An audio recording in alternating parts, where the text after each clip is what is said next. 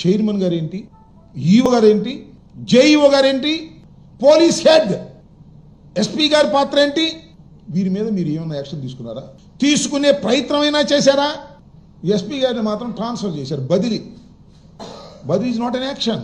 ఇవాళ కాబట్టి రేపు బదిలీ అవుతారు, రేపు కాబట్టి ఎల్లుండి బదిలీ అవుతారు. శాశ్వతంగా అక్కడే ఉన్నాడు కదా ఎస్పీ. ఈఓ మీద, చైర్మన్ మీద, జేఈఓ మీద మీరు యాక్షన్ తీసుకోవాలా? సరే, that is left to you, మీ ఇష్టం. దాన్ని క్రిటిసైజ్ చేస్తాం, దానిలో తప్పుల్ని మేము ప్రజల ముందు ఎండగడతాం. ఇది కుట్రపూరితంగా మీరు చేస్తున్నారు.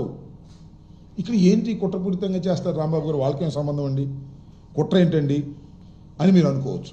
మళ్ళీ పవన్ కళ్యాణ్ గారి స్టేట్మెంట్ గురించి నేను తర్వాత మాట్లాడతాను. ఆయన ఇచ్చిన స్టేట్మెంట్ ఏంటనేది. చంద్రబాబు నాయుడు గారు వీరి మీద యాక్షన్ తీసుకోవాలనేటువంటి తలంపు ఆయనకి లేదు. వారే తప్పు చేశారని తెలుసు.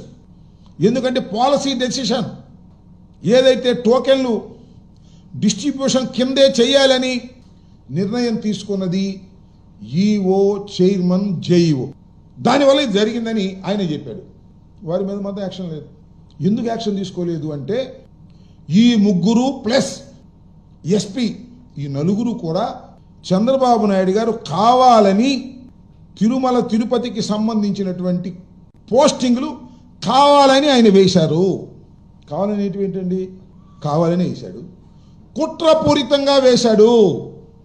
ఎందుకు కుట్రపూరితంగా దైవ సన్నిధిలో వేశాడు అంటే వీళ్ళందరినీ కలిపి చూశారు కదా మీరు. చాలా 7 కొండలపై ఎన్ని పాపాలు చేశారు అని టీటీడీ ఈఓ ధర్మారెడ్డి గారి మీద విజిలెన్స్ విచారణ. ఆయన శ్రీవాణి ట్రస్ట్ పెట్టి దానిలో చాలా కోట్లు గడించాడు, అది గడించాడు అనేటువంటి ఆరోపణలు. సుబ్బారెడ్డి గారు 4 లక్షల దర్శనాలు ఇచ్చేశాడు, అమ్మేశాడు అని ఆయన మీద విజిలెన్స్ విచారణ వేసేటటువంటి కార్యక్రమం. ఇవన్నీ వచ్చిన దగ్గర నుంచి చేస్తున్నారు. 5 ఏళ్లలో తిరుమలను దోచేసుకున్నారు ఎవరు? వైఎస్ఆర్ కాంగ్రెస్ పార్టీ. 4 ఏళ్లలో 4 లక్షల బ్రేక్ దర్శనాలు ఇచ్చారు, సత్రాలను కూల్చారు, అడ్డగోలుగా కేటాయింపులు చేశారు, నియామకాల్లోనూ అక్రమాలు చేశారు, శ్రీవాణి ట్రస్ట్లో కూడా అక్రమాలు చేశారని ఆరోపణలు చేశారు.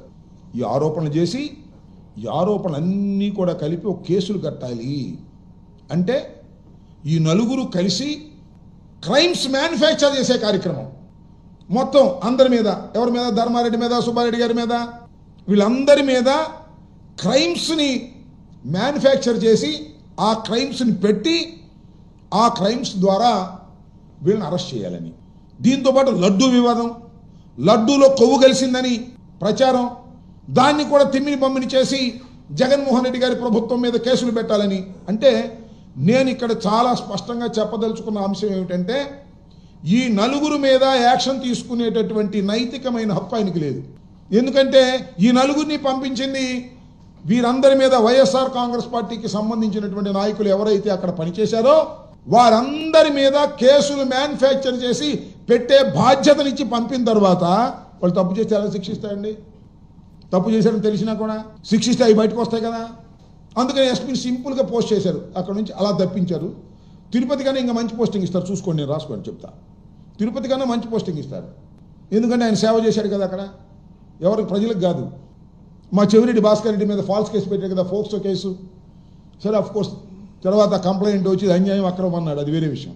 ఆ ఎస్పీ ఎంత దారుణంగా వ్యవహరించాడని చెప్పడానికి ఇది చిన్న ఉదాహరణ. ఈ విధంగా క్రైమ్స్ మ్యానుఫ్యాక్చర్ చేసి వైఎస్ఆర్ కాంగ్రెస్ పార్టీ నాయకుల మీద పెట్టాలనేటువంటి కుట్రలో భాగంగా ఈ నలుగురు అక్కడ చేశారు కాబట్టి వారి మీద యాక్షన్ తీసుకోవట్లేదు.